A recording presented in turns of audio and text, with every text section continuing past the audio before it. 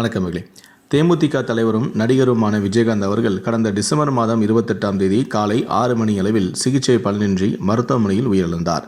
அதைத் தொடர்ந்து மறுநாள் டிசம்பர் 29ஆம் தேதியானது அவரது உடலானது ஊர்வலமாக எடுத்து வரப்பட்டு தேமுதிக அலுவலகத்தில் கோயம்பேடில் இருக்கக்கூடிய அவருடைய அலுவலகத்தில் அரசு மரியாதையுடன் நல்லடக்கமும் செய்யப்பட்டது.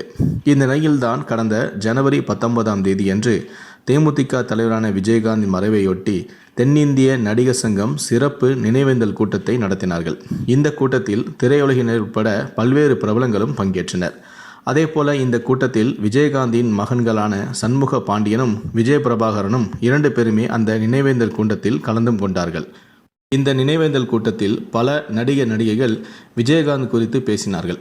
அவருடன் நடித்த போது நடந்த அனுபவங்களையும் அவர் தைரியமாக செய்த செயல்களையும் பற்றி பேசினார்கள்.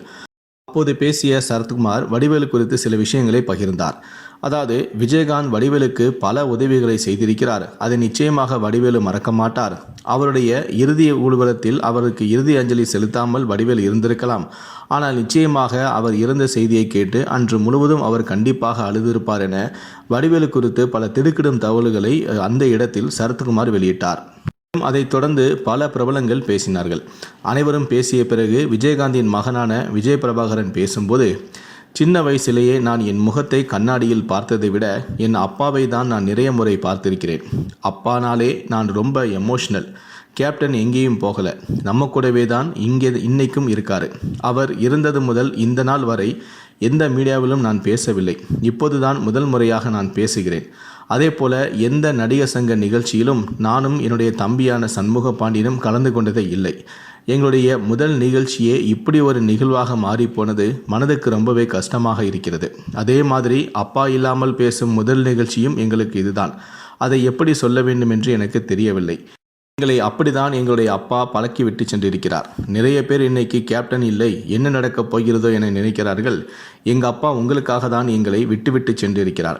அவரின் கனவை நிறைவேற்றதான் விஜய பிரபாகரனும் சண்முக பாண்டியனும் இருக்கின்றோம். இதை நான் ரொம்ப பெருமையாகவே இதை நான் சொல்வேன்.